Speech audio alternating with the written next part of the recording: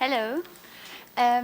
Natalia Ribas-Mateos has been teaching during many years and has conducted very diverse fieldworks in different places of the world since the early 90s. Most of her work is related to migration in and around the area of the European Mediterranean. She has published extensively in different languages, including English, French, Spanish, and Arabic. Recently, she has published various collections of works related to age, gender, and mobilities. Among her most cited works are Una invitación a la sociología de las migraciones, published in 2004, and How Can We Understand Immigration in Southern Europe, published in the same year. Her work allowed her to manage a new perspective on international social sciences through empirical engagement and approaching a close dialogue with activists, which I hope she will elaborate more on later because it sounds like a very interesting way of working. She is currently a researcher at the Universitat Autónoma de Barcelona. In 2003, she edited the International Handbook on Gender, Migration and Transnationalism, which is an example of her work, with how it is linked to globalization and gender, which are our focus points this week. Today she's joined by Núria Gibernau, who worked with her on the project on migrants trapped in Libya, which they will present to us here. Please go ahead. Thank you very much. It was a beautiful presentation. I really appreciate it. Thank you. Hello to everybody here, and thanks for your patience. What we're going to present is got, of course, some connections with the talk of Lourdes Beneria, but it's very different because, in a way, she's talking about a long narrative of this connection of gender and globalization in the economic field. And in our case, I would say we're going to talk about something like that is really happening now, and and we've been working on that since October. So it's like a short time and concentrated and going on. Like the focus would be completely different from what you were listening before. Just to open up this idea of migrants trapped in Libya, critical issues regarding gender and violence, we'll just go. Let me just make a little comment on something that I was shocked about, I don't know, a few months ago. Meanwhile, I was reading a book about the Mexico-US border. They say there's a group of researchers going to the field. They are working they were working on gender and forms of transit in the Mexico-US border, and suddenly they see a tree with hanging underwear on it, and they didn't understand what was going on with this.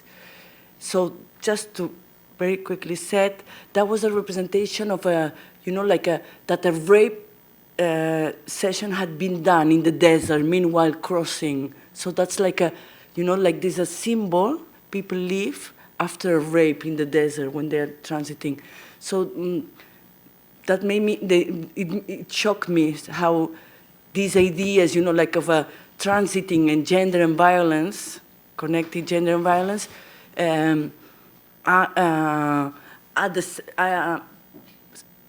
constructed, take place today, nowadays, in the same context as like a gender and violence in war zones, because I don't know if we won't have time to talk very much about it because there are many topics today, but if somebody is a bit aware of these notions of what happens of, like a gender and violence violence against women in war settings, they will see that many things are happening today the same way at borders. So that's very shocking, very contemporary, and it gives us a new sense of how violence is developing today. Just as a small anecdote.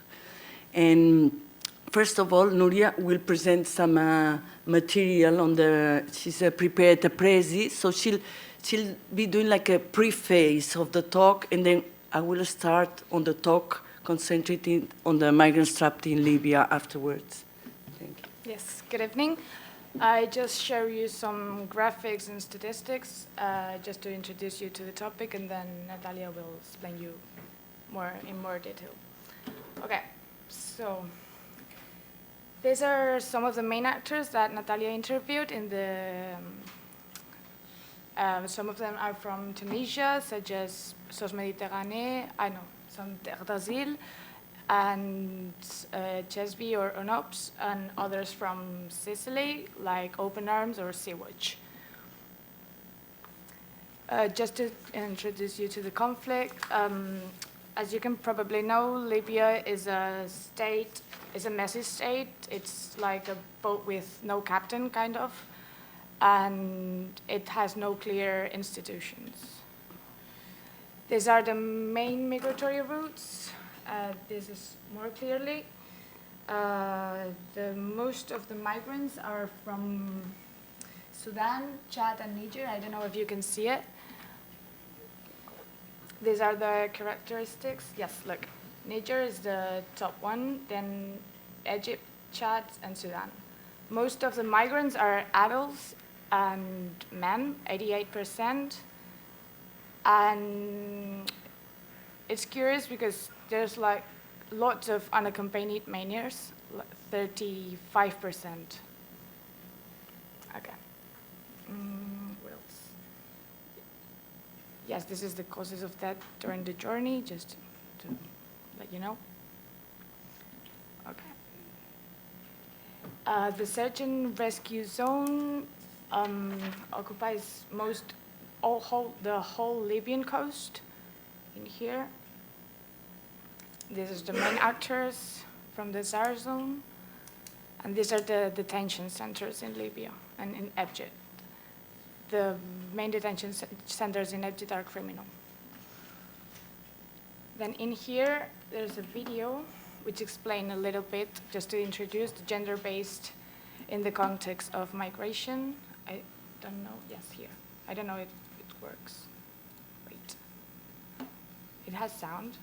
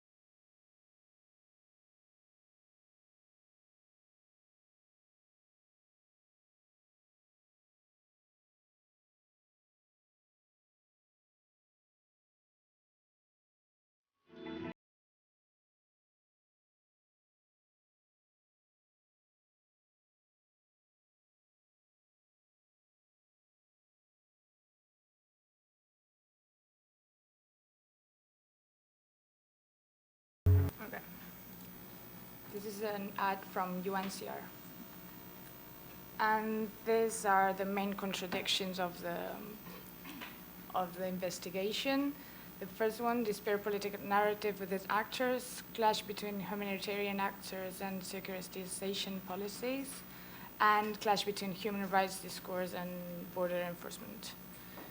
And then, well, now Natalia will explain you in more detail everything.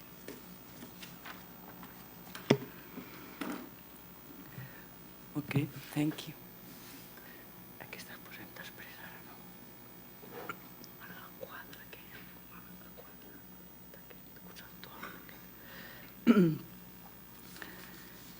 Just like a few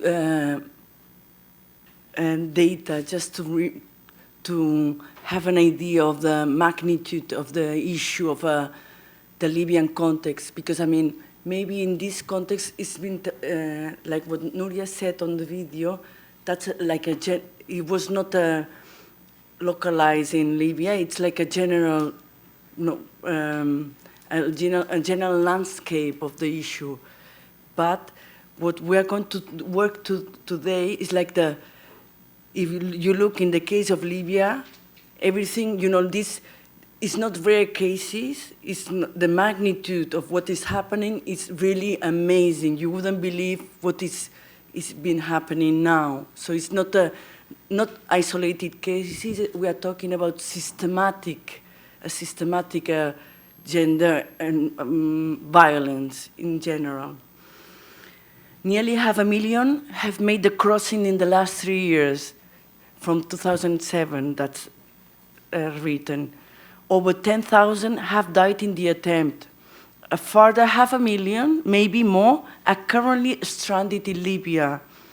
Over the past decade, tens of thousands have been exposed to arbitrary detention, torture, and other ill treatment, including sexual violence, extortion, and forced labor in the CIM detention centers. So it's the unit for combating illegal migration of the Ministry of Interior in Libya. Forced in DCIM detention centers. That's a quote from Amnesty International in 2017, which was, the first report saying that Europe was like sending people back to a non-safe country, and this has been continue since today.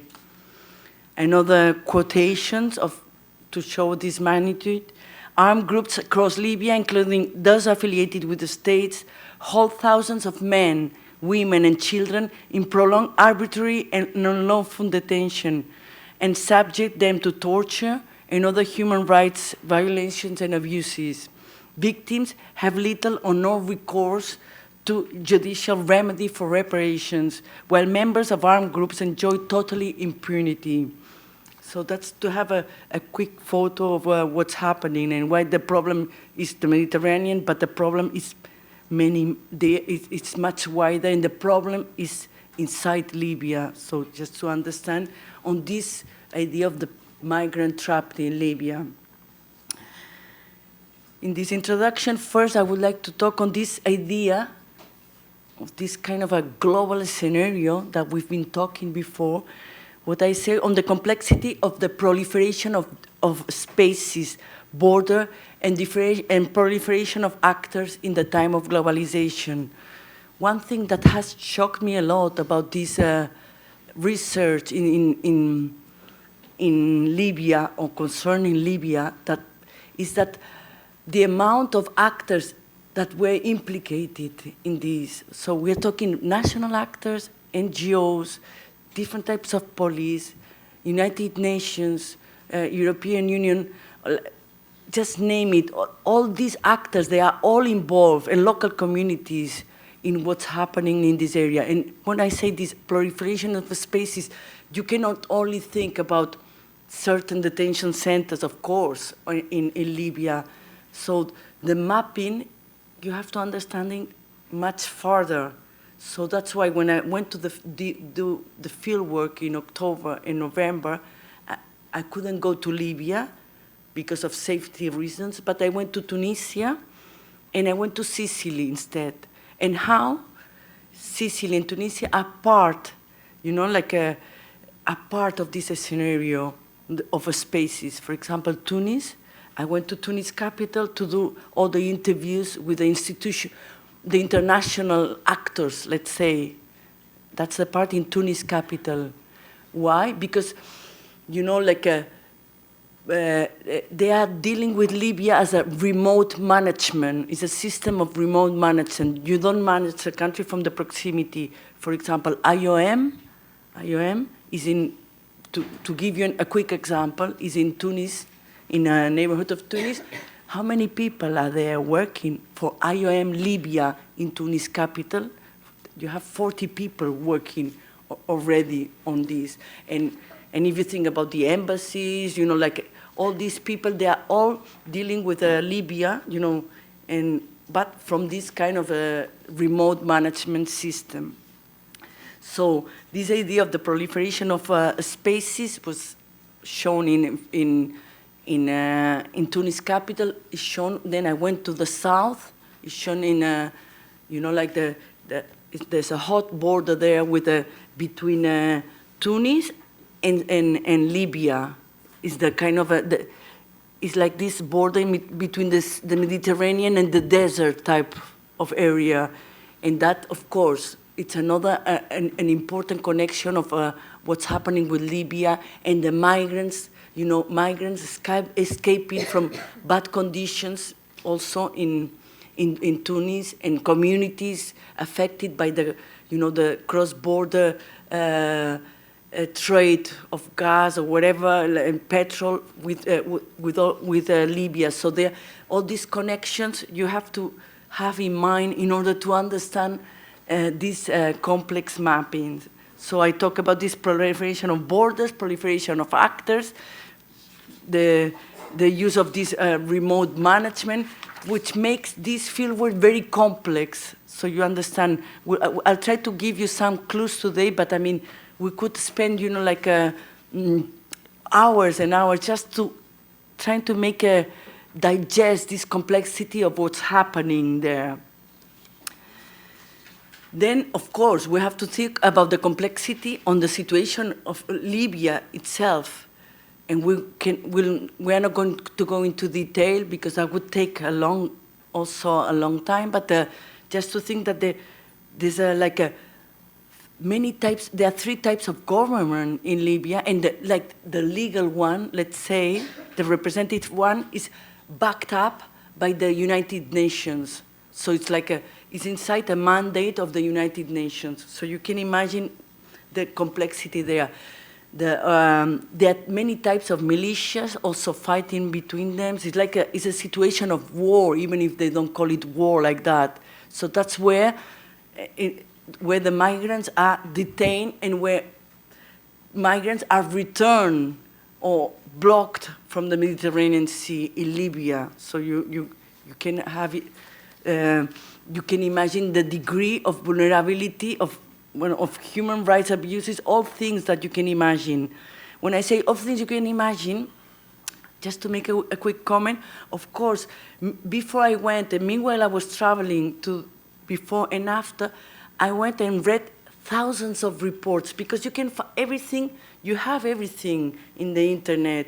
You have all the reports by all the international community, all reports in media. In media, you have it, you name it, you have all of them. CNN, Vice, everybody has done things about this.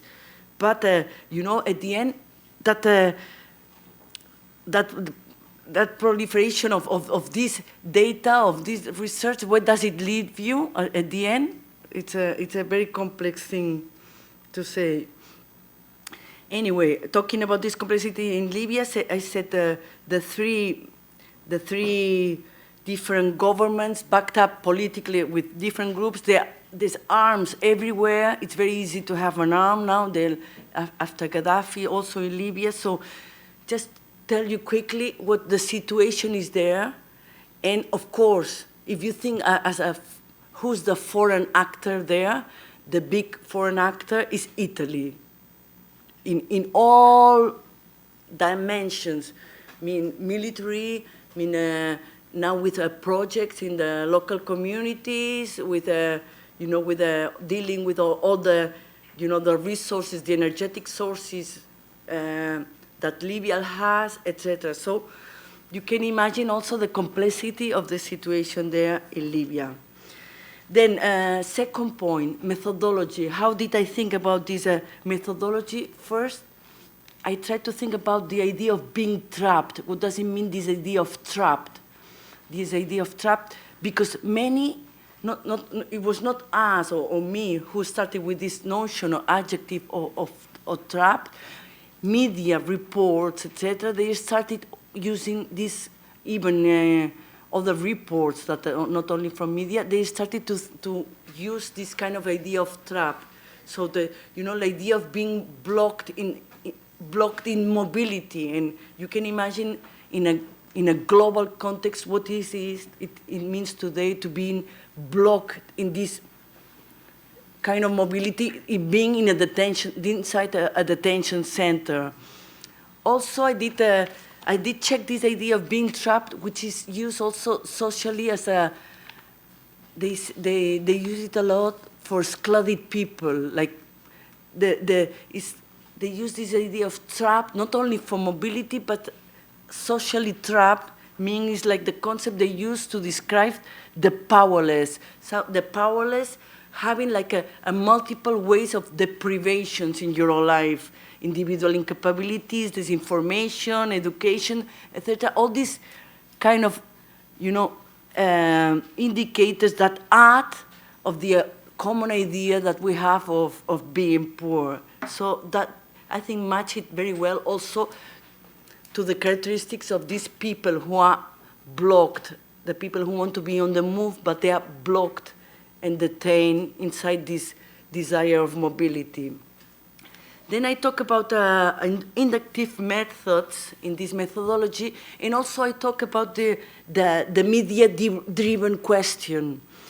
Why do I say the media-driven question? Because this research was first thought in the University Autónoma of Barcelona from a group that were shocked.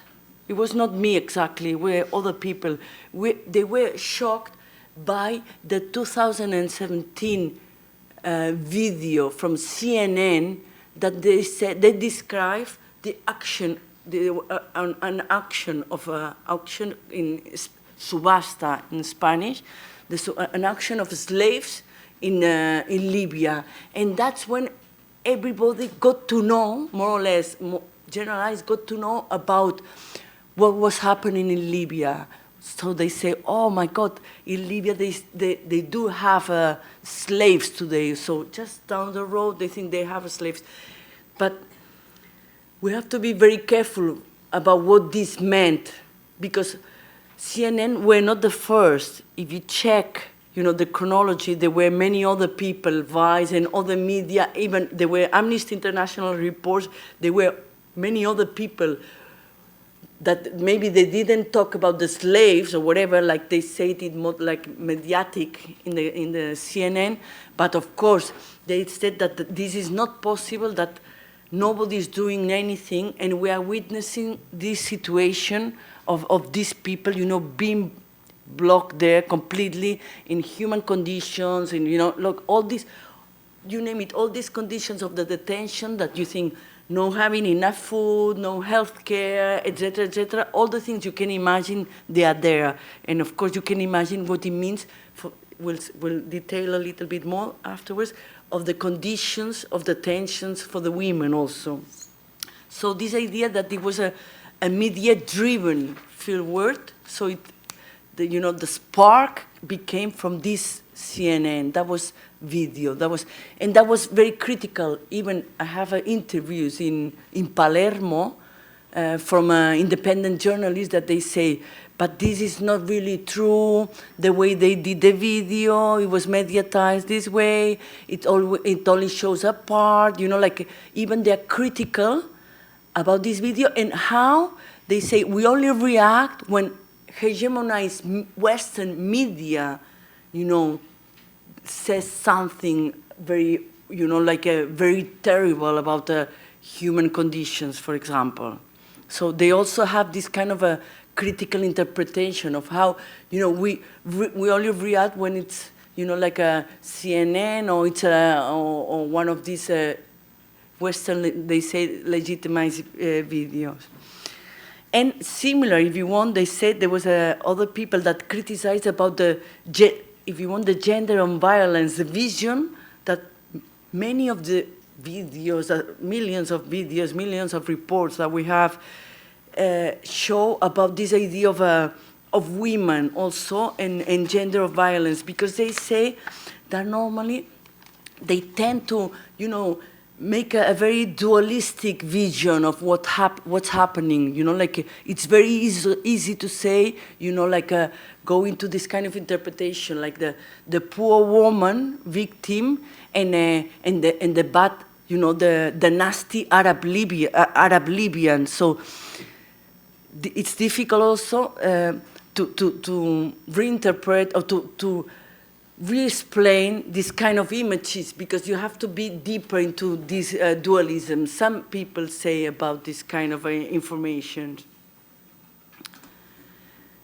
About here, I don't know if you see it very well. I try to do, of course, I will not tell you the whole mapping because I know you'll think it's too much, but I think it's very big and very complex because, I mean, there's so many things that one has to take into account into this. Even if it's a little research, it's touching many things at the same time.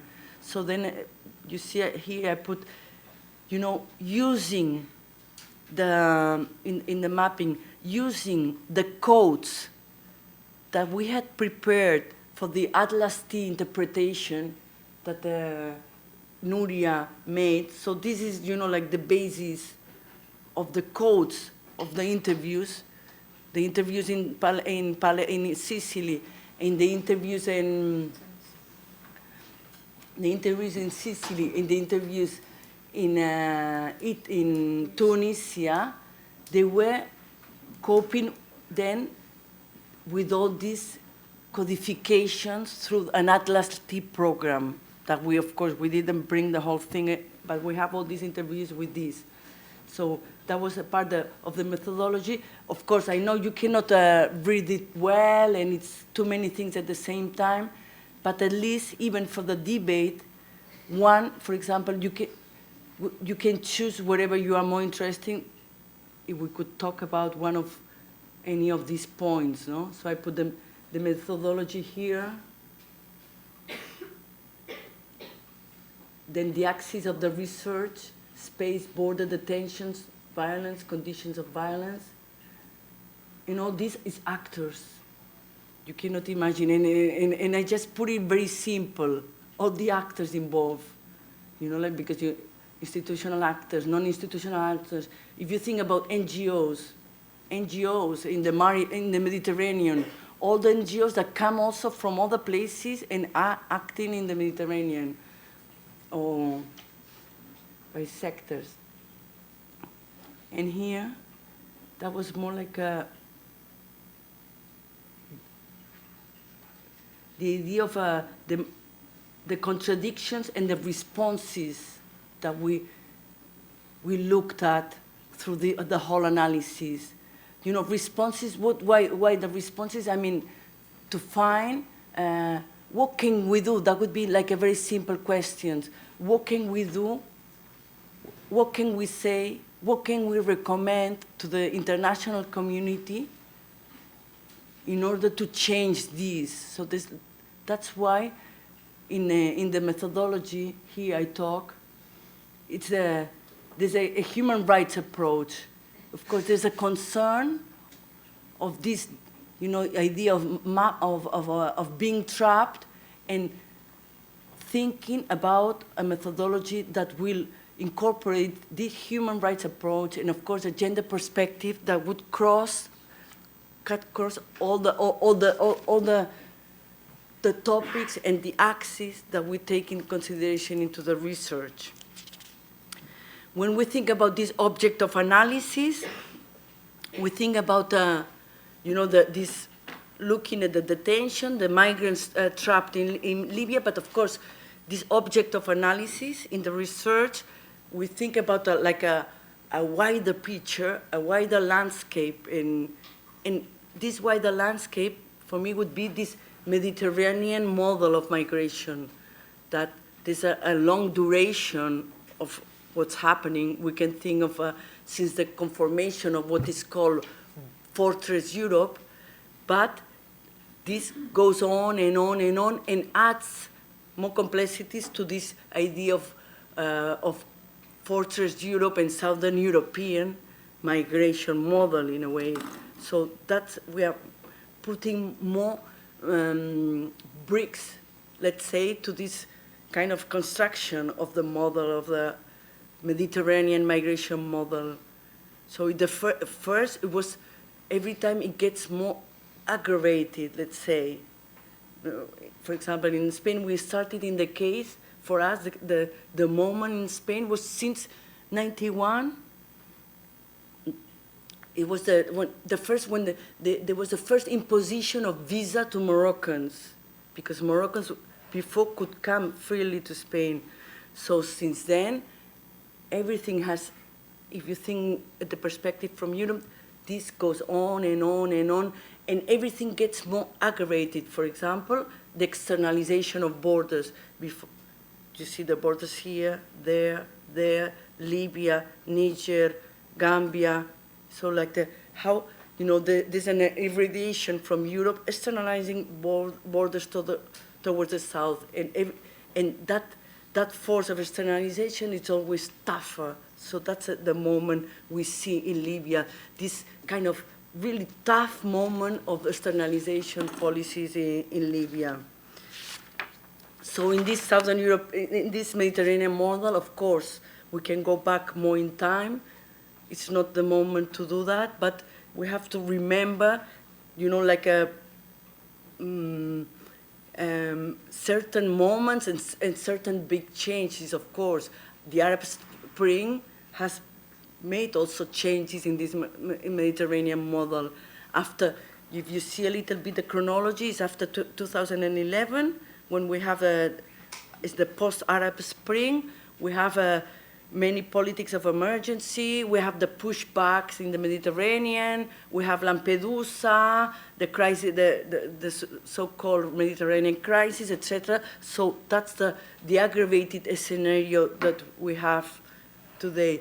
But not only Mediterranean, you can think about this more global perspective.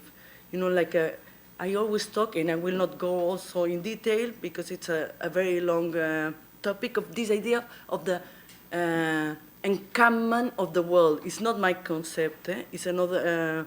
It's a French geographer that uses, and they show you a picture of the world. I have many mappings of that, showing how there's a proliferation of camps in the world, all over the planet, and there are places that they are more touched than others, as you can understand. For example, if you think it's the places that they are next to us in Europe, it's inside Europe, it's the borders of Europe, it's in Africa, it's in Syria. So we are all covered in these areas of influence of these camps, different camps of the world. And of course, in this model, there's Libya in the middle, Libya, and what happens after the Arab Spring, but not only, because Libya, for example, Libya pre-Gaddafi had already a model of migration model that, had many negotiations between Gaddafi and Berlusconi to stop migration and to help Libya and give money and exchange, always this exchange of favors between Libya and Italy. They are not from now. They go back from the time of Gaddafi. They started at Gaddafi because Libya was really a country of immigration. They had many immigrants, for example, it could be like, for example, when you think about Gulf countries, that they come from Bangladesh, from from the Philippines, from all over the world, of course, from sub-Saharan Africa, like to be in all sectors of these needed economic societies, no? That they have all the, the employees, the domestic servants, the catering industry, etc. You can imagine there was this kind of model in Libya, like at its base, as a labor base, was a migrant labor force also. So this general chronology is important to see in the long term, but how it's become, Libya is not only this immigrant country or this pre-transit country that it was already started to be in the time of Gaddafi, but that is become now really a transit country. And sometimes I give details, but Gaddafi has a speech. I don't know if I told you about this video. This is Gaddafi's last video. He explains what's going to happen in the Mediterranean, but it's a preliminary. He said everything like it's happening today with the Mediterranean. If things wouldn't change, it was exactly what. It was amazing. Anyway, let's go to a more recent chronology after the post-Arab Spring in this Libyan Mediterranean model. November 2013, Italy, the Italian Navy starts the largest scale operation, search and rescue, SAR, they call it SAR, Search and Rescue Operation Mare Nostrum. 2014, they changed it into Triton. 2015, this kind of save lives operations start to change, and that's what is important to see the moment for today. They say the Council of Europe agreed to step efforts to disrupt trafficking networks, bring the perpetrators to justice and seize their assets, and to undertake systematic efforts to identify, capture, and destroy vessels before they are used by traffickers. So we can see all this change. So our big moment, we cannot review all the policies, but just think our big moment in this changing of anti-trafficking obsession of the policies is 2014, it's more 2015. Then in 2017 and 2016, 2017, then, like NGOs as forensic architecture that you showed, I think you've seen a little bit the videos, the style of videos they do, that they are so good and so professional. They talk about this idea of mare clausum, the closed sea. So that is the real closing of the Mediterranean, central Mediterranean route, reimposing externalization in Libya, closing off of the Mediterranean. Okay, so then in this object of analysis, of course, it's not only this model of the longue durée, because some people speak French here, like they say the historians, this look at the perspective in the long duration, the longue durée perspective of these policies, but it's also the idea of the interplay of actors. And of course, we cannot go into detail, but you'll see, for example, if you take into consideration only the actors, we'll give a quick example, not to get lost. You think about United Nations, if you think, what's doing the United Nations in Libya as a question, no? What's going on with this?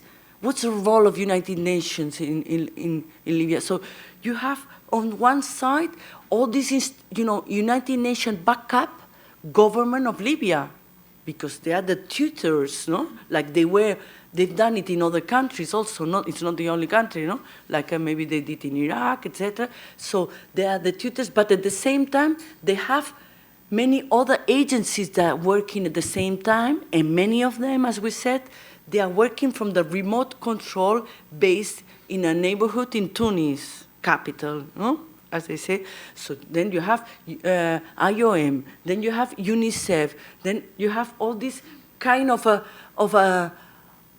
actors that they are agencies. There are different ways of seeing each one of these big actors, and the complexity and how you see the discourse of these actors and the contradictions of these policies, because sometimes you have some agencies that they work on control, like reinforcement of borders, etc. And then what happens with the others ones that they have, no, we are agencies that we have a humanitarian mandate. We are different, United Nations, but humanitarian. So how this, that's a very quick example that happens at many levels. How these kind of actors, they are playing in a contradiction many times. Or even, if you want, another example that the people say in Palermo a lot, if you think about the Italian government, which is, like the first one to stand up for this mare clausum, no, with the Salvini policies. But even inside Salvini's governments, you have discourses that say, no, see, Libya is not a safe country. Even people from, just to see the complexity of these discourses, the complexity of these actions, the complexity of how this interplay of actors, work at the same time. Okay, and then actors, I put a lot because I was also impressed by the not importance of media that we said somehow. We talked about Al Jazeera, I know, CNN, but if anybody interested, you can find all of them, Al Jazeera, whoever you find there. But also, I was impressed by the amount of, independent journalists that they work on this, on these issues, no? And what is coming out from this. From these reports also, no? From these articles, etc., and how they work differently, etc. To give you an example, I was yesterday, because some interviews, then I didn't have time. I'm trying to finish them by WhatsApp. So only yesterday, I was interviewing one of these independent journalists. Her name is Flora Murad. It's not in the list of interviews yet because it's just a new one. But, like Flora Murad, it's another actor. She's saying other things also that sometimes it's like it can be like an activist. Maybe you can say, like, to tell you a discourse. The discourse from this Flora is the same discourse, if you want, that the Amnesty International is using. For example, what to tell you quickly what Flora is saying. Flora is saying, look, everybody is talking about isolated cases of violence, or media says, oh, an accident, or an incident, or they call it like that, a tragedy. No, and she says, no, this is wrong. These are not isolated cases. They are. This is happening systematic torture, systematic death. Everything has become systematic. It's what people, she says, that's what people don't see in Europe. That is not another death in the isolated case. It's not another rape woman. And I would say here like this. No, it's that one thing that really shocked me about this. No, it's that they are all raped. That's what I couldn't understand about this. To me, it happened a little bit like it happened with Flora.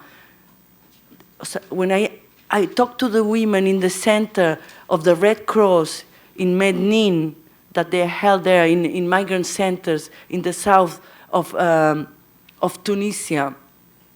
And there's a girl called Amira. she explains to me how they are all in the same game. It's not only me, Amira, me, Núria. It's like all women, they were in the same setting. So and they start saying things like this to you. She says, starts the interview something like this. I'm crying since I was 14 every night. She tells you that. They say, what do you mean? Gender violence in the country of origin. One policeman takes her to her house. When she was in one city to another, trying to get to the boat to Italy, and then how she becomes a maid in the house, and how she's forced to systematic rape. So this idea of being systematic is not like isolated cases, and not only Flora. Another, I don't know if you remember another actor. If you say that a doctor in Palermo, he's working on a research, and he explains through like a very, of course, sophisticated, elaborated medical article, how the longer you are in Italy, the more diseases in Italy, excuse me, the longer you've stayed in Libya, the more risk you have to have an infectious disease, for example, sexually transmitted disease. So all this kind of information. No? Okay, so we will not go into detail into all the examples of the actors, but as you can see here, institutional actors, Libyan governments. Of course, the donors, you always have to consider who's behind all these institutional access, where the money is coming from, the role of the donors, the European Union, Frontex, UBAM, border assistance, and Sophia. Sophia is the big, UNAMEF Sophia is the big program from 2015 that we have to consider, so that things have been worked. It's like the intercepts, the stopping of the NGOs working in the Mediterranean, criminalization of the NGOs, interception of vessels, etc., etc. So the kind of actors here again. Then the NGOs.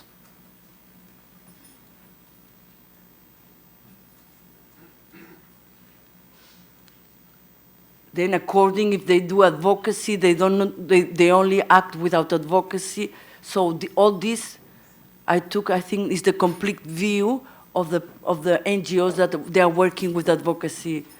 Amnesty International, Human Rights Watch, MSF, etc. And be careful, because MSF, I was not aware of that.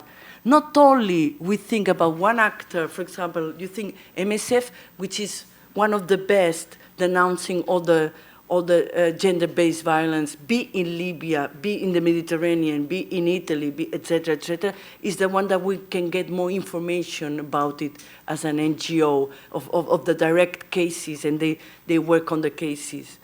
So all these actors that be working on advocacy, for example, I say like MSF, then they are not the same. Each one is competing among them. So you have MSF Australia, MSF working in Libya, MSF, you have to know which kind of national country, of country is behind this MSF, or it happens also with the big NGOs, or Amnesty International, or Human Rights Watch. So you have, the complexity is not there's only one voice, sometimes inside these NGOs, but they are working in competition among each other.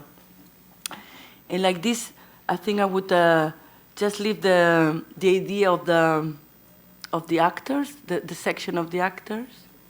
Let me escape aquí.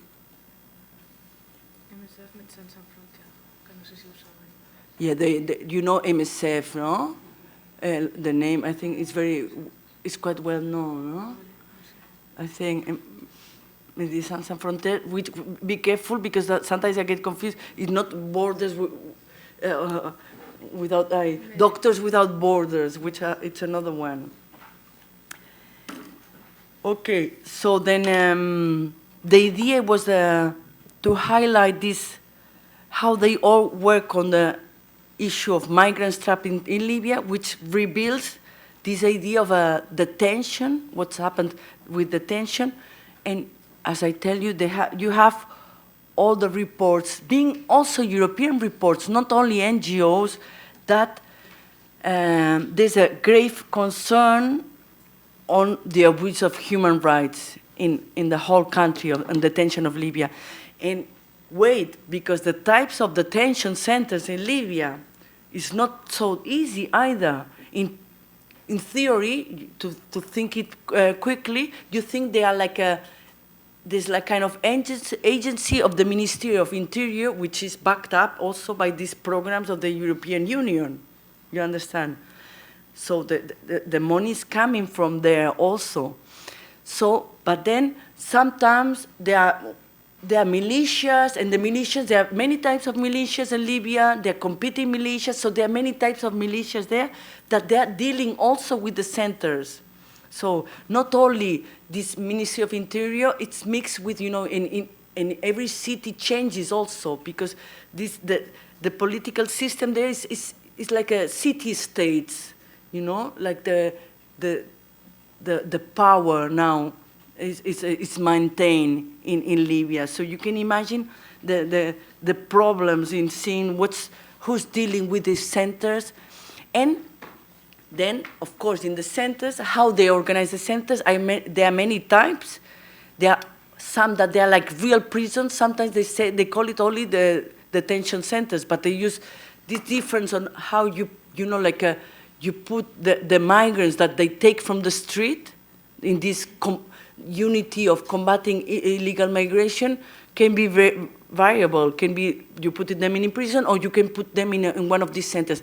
But one of these centers that there are many videos, many photographs, that there's hardly any place, there's no vital space to live, sometimes problems with the toilets, all these kind of, international standards of detention, to tell you quickly, all the international standards of detentions, they are not there.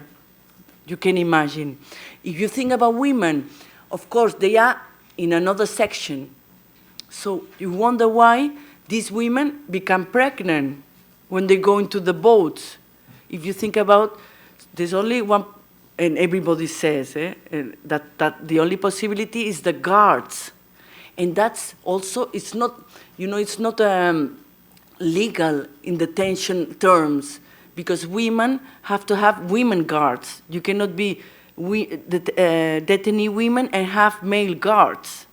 So you can imagine I think it's very easy to understand the conditions of violence of these women that they are living in compared to the men. And of course, thinking about this complexity, then you have these, warehouses also, that they are migrant centers, but they are run by the migrants themselves. There are other types of centers that you are there in order, because you wait to go to Italy. But that's, then to say it quickly, like if you were part of the mafia, the mafia you have to keep paying, no? So you go from Banjul in the Gambia, there you have a first contact, they give you a number. You go to Niger or to another Taramanset, another contact, a telephone number. You have to put money in Western Union, very easy, and they work very efficient. You put this money, just put the money in this Western Union number, then you call me, then you can go, all this. So this is the whole route. It's the Trans-Saharan, over the Sahara and to Libya and even to Italy. In Italy, you still can get into this contact because you have a debt. So you're always in a debt, no matter how. So you are always inside a system of extortion, be men or women. they all that, and they have the names, and then there's gangs, violent gangs, they call it the asthma boys. So just to see the whole complexity of this human rights abuse, generalized human rights abuse in the context of Libya. So, sorry, and I think we'll just finish here, so to give more time to the debate. Let's think about the women and the conditions of this violence for women. What happens, and I remember somebody said that to me also on Saturday in one of the interviews. Sorry, I just talk sometimes to the most recent ones because I remember better. She's a psychotherapist working on trauma in a center, in a legal clinic, they call it in Palermo, with people, because at the end they work always with people who have been in Libya before, no? And how, one thing that she said that is very different from now compared to before. It says, no, 10 years ago you had the Nigerian women that inside this network, they would come even by plane, and they would come by visa. But then what happened? More women started to come. Like there were groups of women in the boats, and much younger. So and without visa. So this kind of a forced precarity in the route has become tougher and younger, and that's why they are working, and not only women and boys also. As we have, for example, do you remember that we have the case of two focus groups I did in a place, Barcelona. I don't know if there's an Italian, Barcelona del Grotto. I never remember this village in Sicily.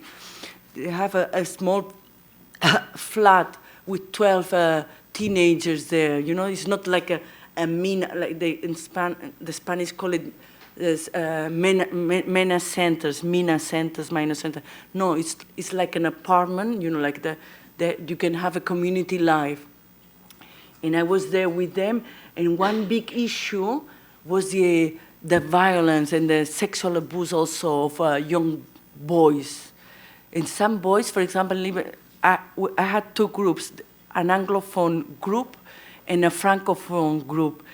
The guys from the Francophone group couldn't even, they don't want to mention the word Libya. I mean, they cannot talk. It's like I said, okay, I cannot force, but they couldn't talk about Libya. And then talking with the responsible of the center, they said that these guys, is impossible, to get information about the abuses they have had, and also the doctors, they said, because for a woman, they will explain it somehow after you have a bit of trust with them.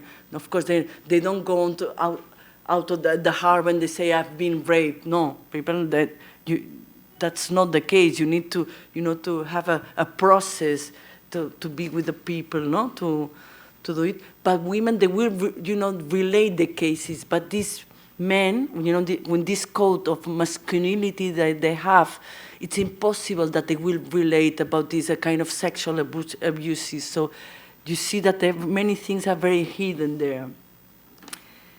And that's all. I think, of course, I could be talking for hours and hours, but I think it's better, like with this very general panorama. You didn't put the video of the... Yeah, you told me that too.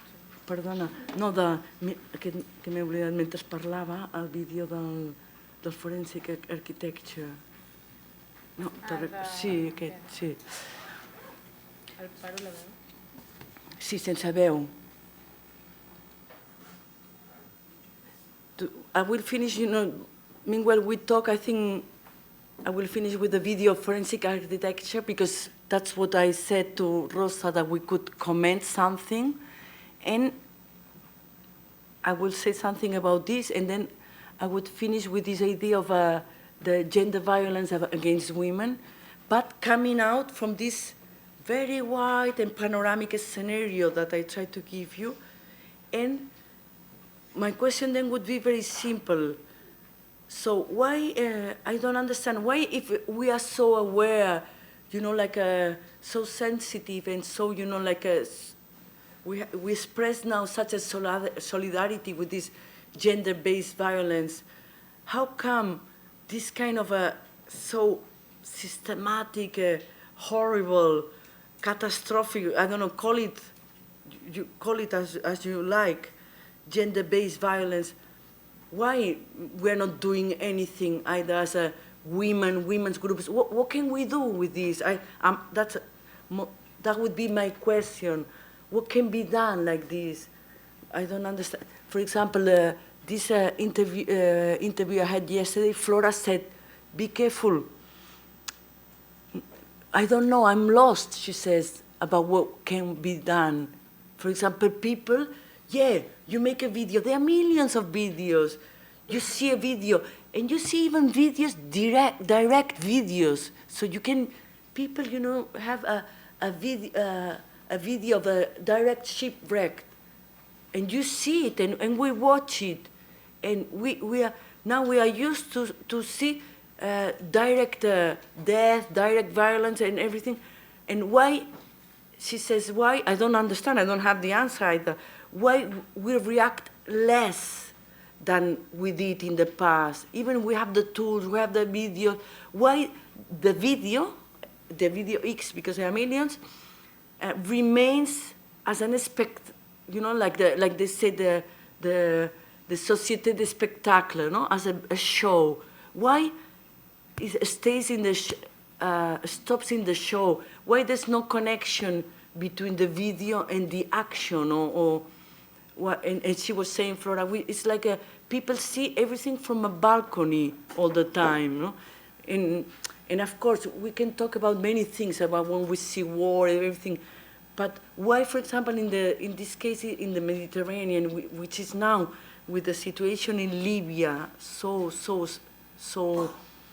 urgent and fragile, etc., why we've stopped like that? And why, if you want, in the case of gender-based violence, that now it's kind of a revitalization, no? Like a high activism on that, why it only stays in the things that are only very, very close to us, or only stays in the Hollywood actresses kind of thing? Why don't we have like another perspective on this gender-based violence that you know, touches this situation, like they say, this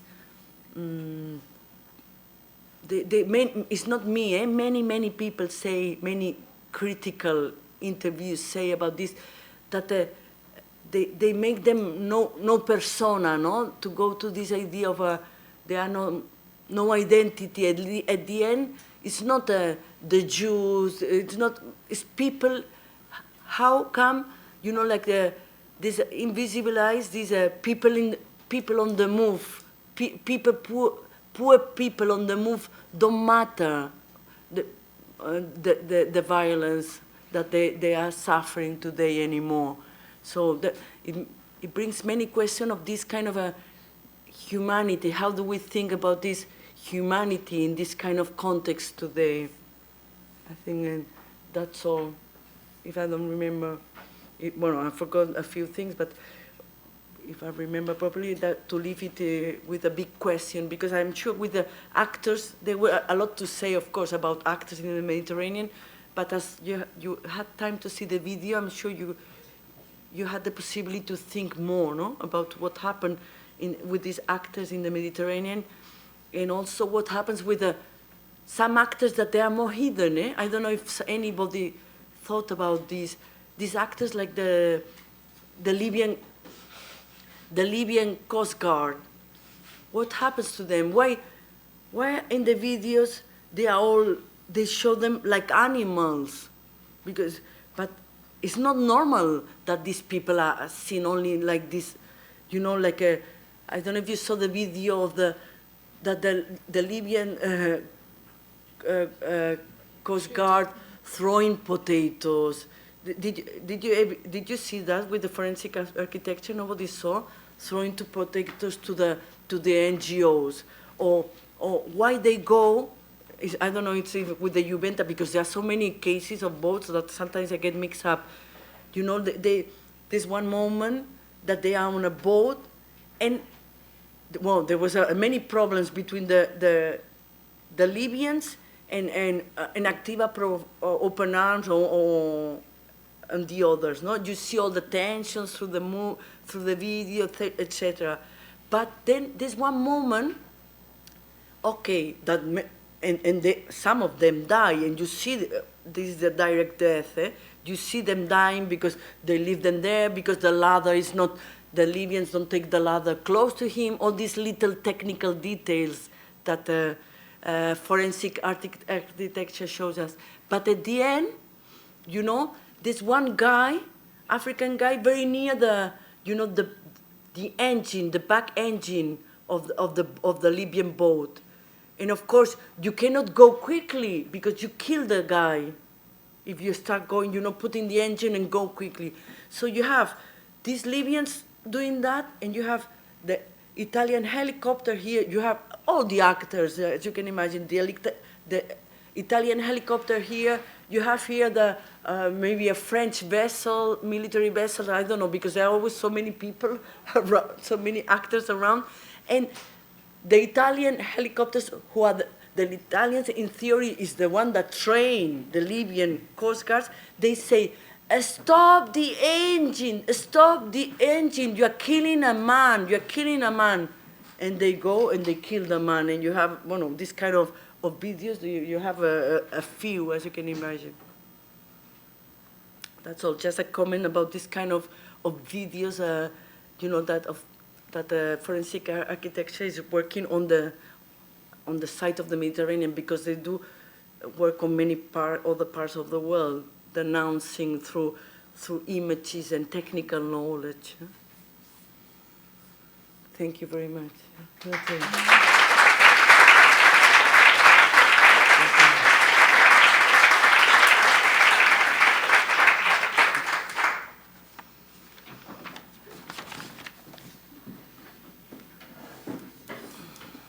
Okay, thank you very much for your very lively exposition. For me, it has been quite impressive, most of the things that you have explained to us. Also, these videos are quite impressive. Amazing videos, eh? So now it's time for comments.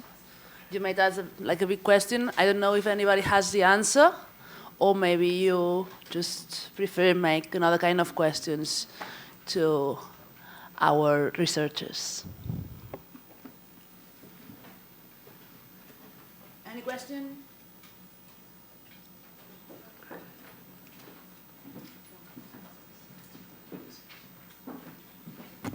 Bueno, moltes gràcies, primer de tot, per la xerrada, ha estat molt interessant. La meva pregunta és per què vas decidir centrar-te en Líbia, o sigui, el teu terreny d'estudi fos Líbia, si era tan difícil poder fer com tu havies dit, no vas poder anar allà mateix a fer els teus estudis i a veure com s'estava desenvolupant o quins fenòmens hi havia de violència vers les dones, etc. I per què vas triar Líbia i no potser un altre lloc que fos potser més accessible per tu i pel fet de l'observació, més que res.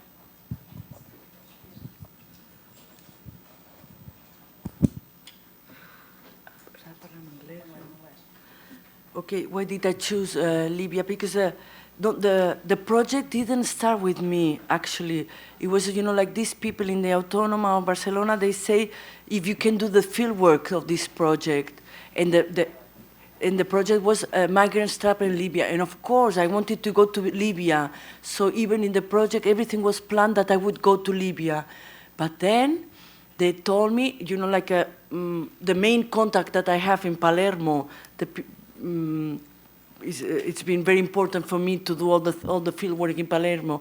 Fulvio Vasallo, Paleólogo, he started saying to me, there's no way I can go to Libya, but you're crazy, started saying like this.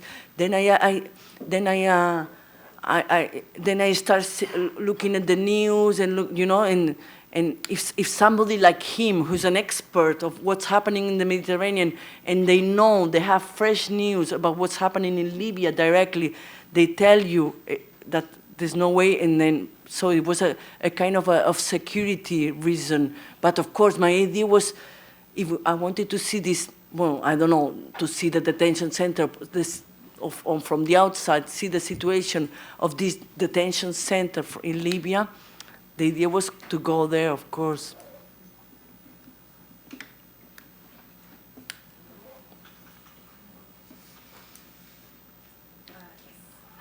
Thank you for the presentation. I have two questions.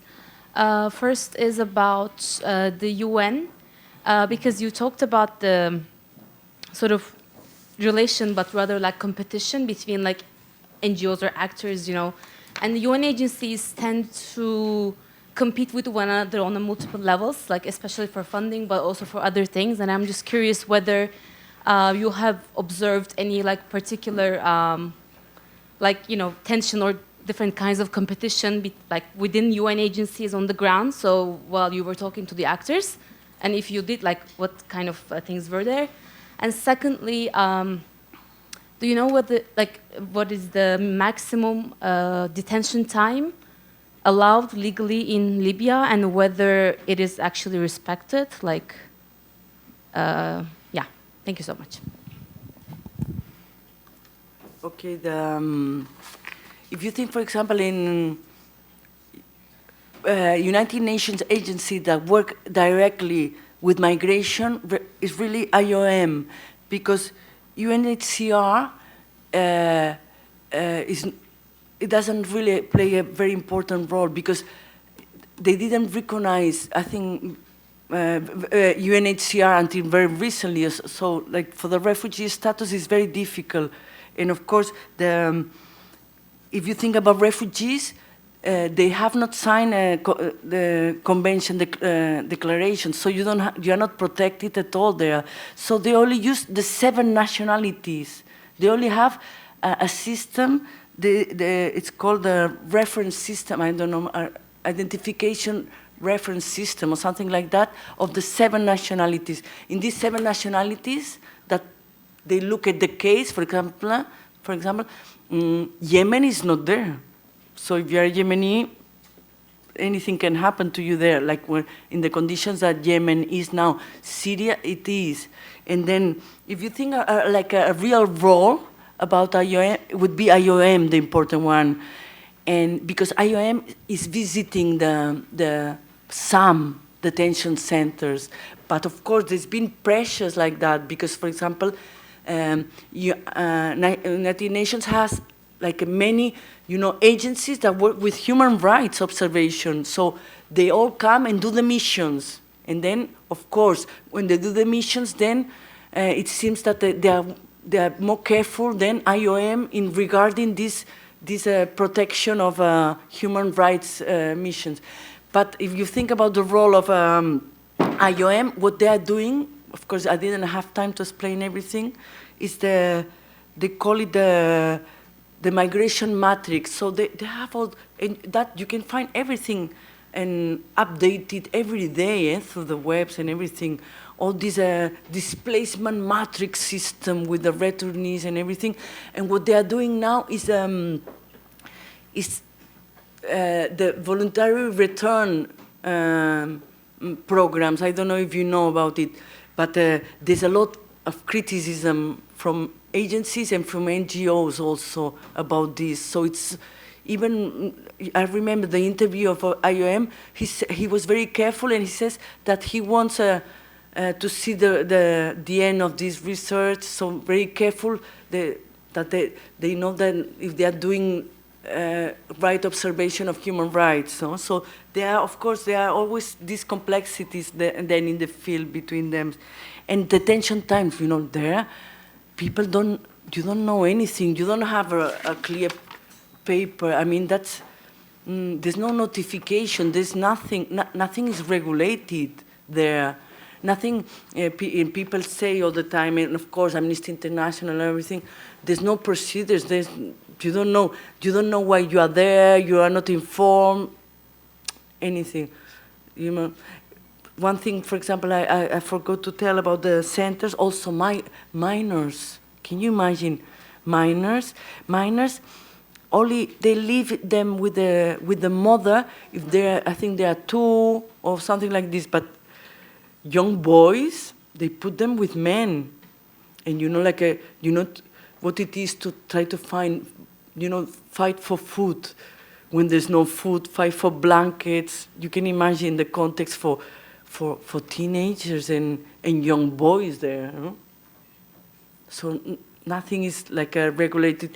Only you can say that there is these visits from IOM. They visit centers, but they cannot. They are not allowed to visit all centers. So like, a little bit here and there. No?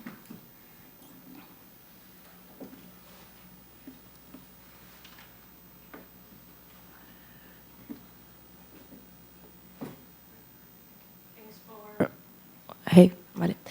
Thanks for coming. I would like to ask you your vision about the future of the Mediterranean route, more or less. It's a complicated question, but do you think there will be more organization or it will be worse? Now I think it's a very difficult moment. Even, for example, when I was in Palermo, I was very lucky because there was the conference about peace or something like that in Libya with some Libyans and the Italians there. But also there was the alternative meeting of this Libyan European action. So that I was lucky because I could see all the NGOs in situ. They are Open Arms, Save Mediterranean, all these people local, they were all there. And you know what? I think they really don't know really how to react in a way. Because what's happened, they've used this discourse of safe lives, humanitarian discourse, etc. Like people are used maybe to hear here when the same discourse as Open Arms and Elena Maleno in Tanger, no, in Tangiers, this kind of discourses. But what's happening in Italy with these discourses? The public opinion in Italy has gone. Not only the government criminalizes the NGOs and intercept the vessels de la magistratura and all the legal problems, etc., and they are blocked themselves. Not only that, but the public opinion is like against them also. So they feel like they don't know. There's a very good interview from a German woman that has 2 NGOs at the same time, Borderland Europe and Borderland Sicily. And actually they need to open up the debate because, of course, you can go for this, save lives and everything, but then they go against you, the whole public opinion, and you polarize. The moment you help, for example, in Messina, it happens in many cases in Italy, the moment people show solidarity in these issues, the local population start to get against them also. They don't want, with this anti-migrant discourse, and then they get trapped in this polarization, and they don't know what's going to happen with this. It's very complex, huh? With this situation, they feel blocked. They feel that they need to have another discourse, because also, if you see, not only I didn't talk about this because it's another issue. Not only all the videos that for example, one that Activa Open Arms, with the video, they have the video of what's this woman that they show it all the time. The woman who was 50 years old, and they took her to Mallorca. Well, I don't remember the name of the woman, but it's the case of this woman, Cecilia or something like this. I can't remember now.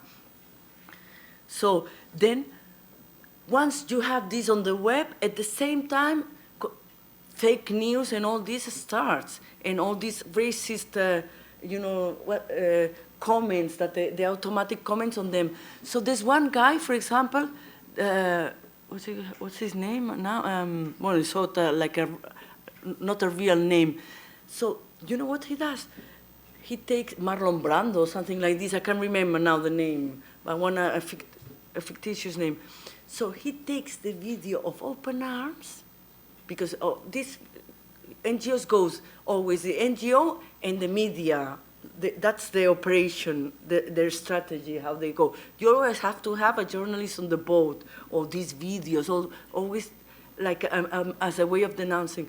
So this guy takes the video of the Open Arms, for example, and reconstruct technically this video, and it starts making accusations to Open Arms, and that's open on the web. And you can imagine in the public opinion what generates, because this Cecilia, whatever her name is, and now I don't remember, she had her nails, painted, and so they were like accusing Open Arms that everything was a show because of this. And then the interviews from the people on Open Arms, they say, when you rescue somebody, what do you do with somebody you have rescued? So you do something to calm them, to pass your time or something. That's why we painted her nails. So from this kind of a stupid little things, they start, once they start like work on the construction of the strategy of saying we save lives, and that's like a mandate people have in the sea, because people in the sea, you have to rescue people no matter what. And then the others come and they say that reconstruct that they are making a show that is not true of what they are working on. No? So.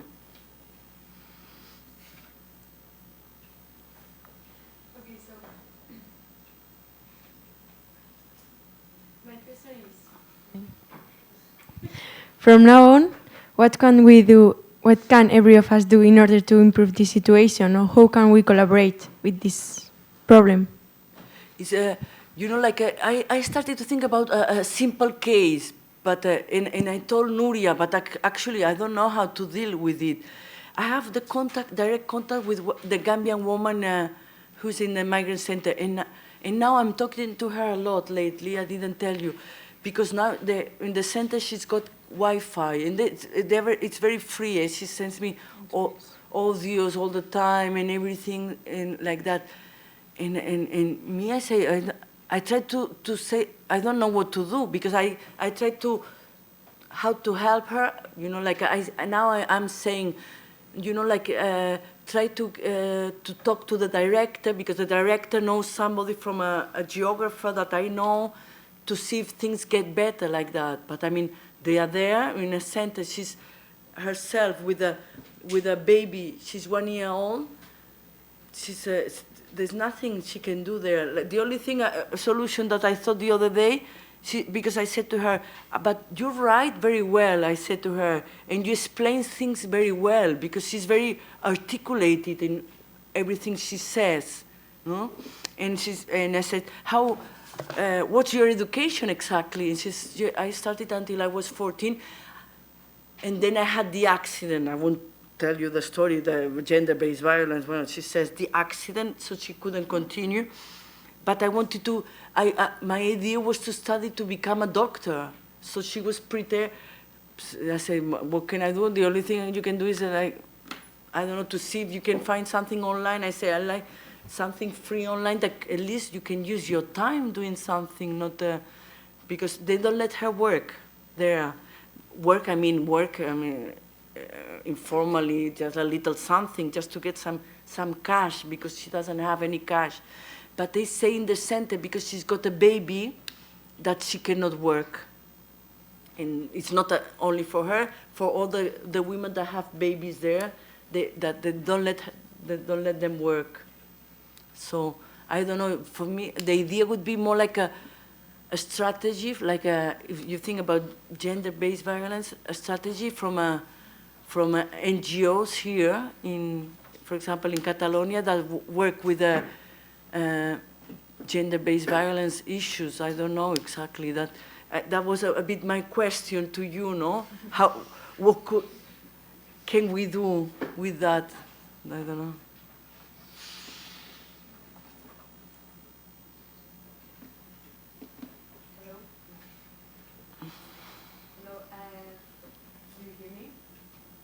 Is this working? Yeah, okay. I'm Italian, and I wanted to give my really involved perspective. The video you talked about was shown also in a program on TV. I don't remember, it was like a couple of years ago, and it was shown like as a true statement about the root of immigrants. So like this public opinion is influenced by this kind of fake news at this point that they show on television. Many programs are based on the fact that immigrants steal, rape, kill. Sometimes, really often, they are fake news. Also, the minister that we have now of Internal Affairs, Matteo Salvini, as you said, used to share a lot of fake news about immigrants just for his political career to go on, and it worked a lot. And this contributed to make the public opinion go so in a conservative and right sense. And also we are facing an increasing of alt-right movements appearing on the also in the elections. There were the possibility to vote for alt-right movement, like maybe Casa Pound or Forza Nuova and stuff. And also I wanted to say that sometimes people who help immigrants, sometimes in an illegal way because it's the only way, are arrested. For example, I remember a case of a major in Calabria. I don't know if you heard about that. That he was arrested because he was helping. I don't know precisely how, but in an illegal way, the immigrants that came in Calabria, which is a region of the south close to Sicily. And yeah, I just wanted to say how complex is the public opinion situation in Italy right now. Yeah, for me that was I had never seen this idea, like the fake, I didn't work about this before. I had never seen it so close, this idea of the fake news. One thing they say at the end, you go crazy because it confuses you in a way. It's very easy to get confused by those things. It's not so, they do it well, It's not so stupid as one can imagine, no? It's very dangerous. And about this idea of arresting people, one thing that, of course, when I say this longue durée perspective, it happened already in Italy in 2004 with the boat. They arrested the captain in 2004 with the boat Cap Arnamur. That was the first case that had this kind of a, like the interception of vessels, and that was they were judging the captain for years. It was a very complex case. That was a.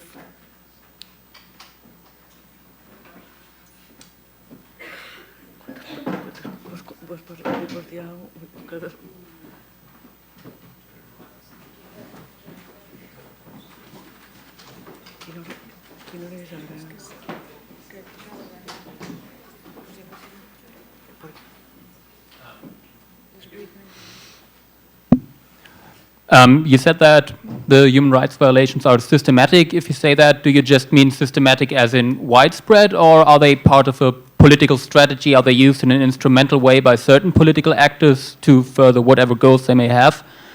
And do you know if there's systematic differences across the camps depending on who controls these camps? Like which of the governments or which of the militias, do they all violate them in the same way? Or is it more that they don't really care and it's just about what the low levels of people actually working in the camps do and the political actors have nothing to say or simply don't care? This idea of widespread violence is, I think it is clear because that is not only the different cases. Even when I went to the center, the first thing they show you is the leg, everybody has wounds, It's like everyone has wounds to show you. And one thing that said, for example, this girl, I had never, you cannot find this in internet, this Flora said, you know, one day I see one problems with her legs, another day, another one, the same story. She says, people with same stories, but people that they know don't know each other, and they have not been in the same centers, not in Italy, not in Libya, not they are in the same areas in Italy. The people that have no connections, and the stories, they are always the same stories. She was saying, I didn't know about that. And I checked, and I didn't find any reports about that, about the legs. They say when when people, you know, like the employer didn't have any more money to pay, they throw them from the balcony. And that's why they had all the same problems. But I checked. That's what the interview said. I checked, but I cannot find anything about this story about the legs and the balcony there. No, but for me, I think it is systematic. It's systematic because you see Amnesty International, all the reports. I mean, there are millions and millions of reports. They always, you know, there's a coincidence. That's why they say, you could tell, for example, I don't know if to talk about Morocco, but I mean, but Morocco is much better. I mean, you cannot compare Morocco with Libya. It's like the idea, you can have cases, but it's not like they are. I think, I didn't check the whole documentation, but that all women are raped every day there. But in these places, the way people talk to you, all the testimonies, and me, when I talk, I had read it, but when I talk to them, you realize that it is systematic. And being raped, it doesn't mean that they rape you one day. It's like they come every day to rape you. So it's like this idea of systematic, you know, like that was so common. This widespread violence. You said something about more about who's behind this, you know, because of course these policies. I mean, they are blocking these people. If the boats, so you return the Libyans are returning the people to Libya from the Mediterranean. They intercept and they take them to Libya because they are inside the SAR coast, and the NGOs cannot go there. So they go back to a place that is not a safe place. I say, and it's very important to repeat this idea of a safe place, safe space, because even for women's violence, always we think about this idea of to be in a safe place for women. So the same for refugees, the safe space. You cannot internationally, under international regulations, you know, do refoulement, push back to a place that is not safe. That's what's happening, you know. This Sophia program is refueling them to Libya so clear as that. And about the discourses on that, you know, I don't know if I didn't elaborate it so much, but many critical people, they talk to you about, they are talking about the idea of a genocide, they call it. They say there's a different genocide. Before they said the survivors from the Holocaust, you see, you knew about the experiences before, afterwards, no? That we have experiences of these survivors, but of course, I was not there also in the time of the Nazis. So there are stories that they are recalled back of this, but they say that these people, they're telling you this direct genocide today, and people don't react, and they construct this idea of the non-persona. They use these arguments. They said now they have no identity, no persona, and that they say that they are doing this genocide. There's an Italian, I don't know, I don't remember now all the references, but they use a lot an Italian academic, I can show you. For no persona, they use Dal Lago. I don't know if you know Alessandro Dal Lago.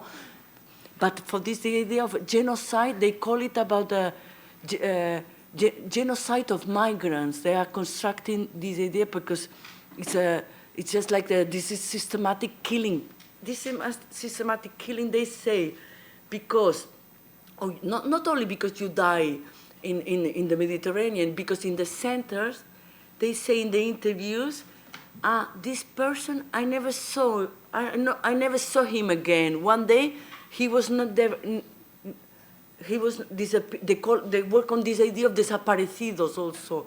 Disappeared, but disappeared, you disappear because something is happening there of killing or whatever, or disappear because there's no health check, of course, all the tuberculosis, all that. If you're not many sources of being ill and you are not well treated, at the end there's a lot of dying. So they call it about this dying also in the centers in many ways, no? In this idea of the desaparecidos. My question before, does the government or the governments in Libya deliberately create these conditions in the camps, or do they don't want to create them, but they just happen because they lack control over the camps? So is it a political strategy by the Libyan governments that are supported or not supported in other cases by the European Union and international actors, or do they just lack control? Well, it's a place, it's what the people say, all the testimonies, is a place that's out of control. And talking about the detention centers, sometimes I forget what I was going to say, sorry. The detention centers, of course there are many types of detention centers. There's, for example, there's like people in war, it's like then there's a bomb, they're killing, and there was one center that they opened and they start killing people or whatever. I mean, it's a very precarious. There's no political system behind. There's no money, real money. People, everything. If you have to do it, you have to do it with the banks in Tunisia. You cannot, you cannot use your own money. Everything, everything is on the web of collapse. So it's very difficult to think about this kind of standards when there's no regulation about these things. But sorry, you asked me something else about these centers, or I'm missing something else, no? Are there differences across Libya depending on which area you're in and which militia or which government Yes. controls the camps? Or Yes. do they all have equally bad conditions? No, they are there, and you can find this in the reports. There is a typology, a whole typology, a mapping, etc. There is a lot, but the migrants themselves, they don't have a clue. It's very complex for me to understand this. They say, they're in Libya, they all address in the same way, like guerrilla. You don't know, they don't know who is who. They just, they hear like guns, they hear violence, but they don't have the clue of what's going on. Excuse me, for the people who came after, because of course they are sub-Saharan Africans that they were there before. They were migrants themselves, that they speak Arabic. So those are the mediators. They are involved also with the militias. So many times, like these mafia guys, to tell you the truth, they are migrants who were there before. So it would be like a migrant who can speak, who knows the Libyans and can speak Arabic and then can speak Mandinga with the other, or English, whatever, but that know the sub-Saharan. So it takes all these, webs of connections and old migrants, new migrants, etc.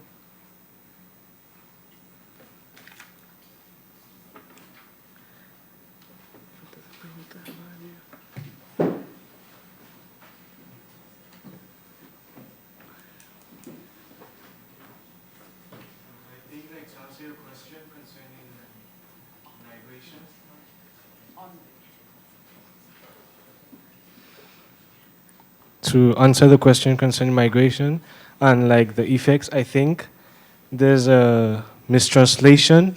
Like the media has translated the lives of the victims to become numbers, and like numbers has no value. Like no one cares about numbers, and when you like put the lives of the victims to become 1,000 instead of 1,000 lives, then no one cares, and because of that, the sympathy of people is being detached. So for me, I feel the vital thing is to come, like to go beyond the media and spread the consciousness that the numbers are more than just numbers. They're victims and they're human lives that are being wasted, that are being treated in such manner. Because I think to go beyond the media, because the media has its own role. You know, it's backed up by something else, but like as a unit, as people, we should go beyond it and value the lives, not just the numbers. Yes.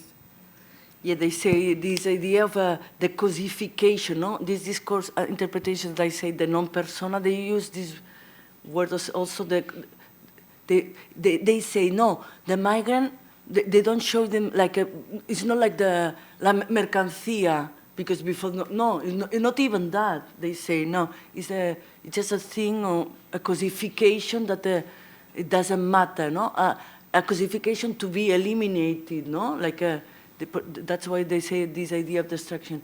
And of course, you're right about this idea of the media, but of course people ask how become the solidarity, whether it comes from what they show in the media. For example, when people were here in Catalonia, started to have solidarity with Syrian refugees and start with the slogan, my house, your house, or whatever, all this. They show it, where do they find it? People don't read books anymore. So they just find it on the videos and in the news. So that's the information, they get it from there. So how do you overpass that? From what you see, these videos and all that? You know what I mean? It's very interesting, but it's very complex also.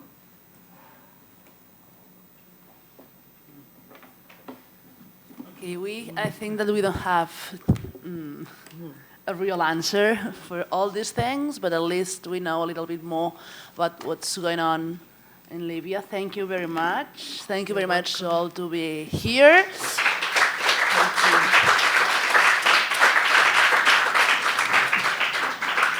And show must go on. So tomorrow at 4, we will have Claudia Padovani, who is there at the first session. All right? Thank you.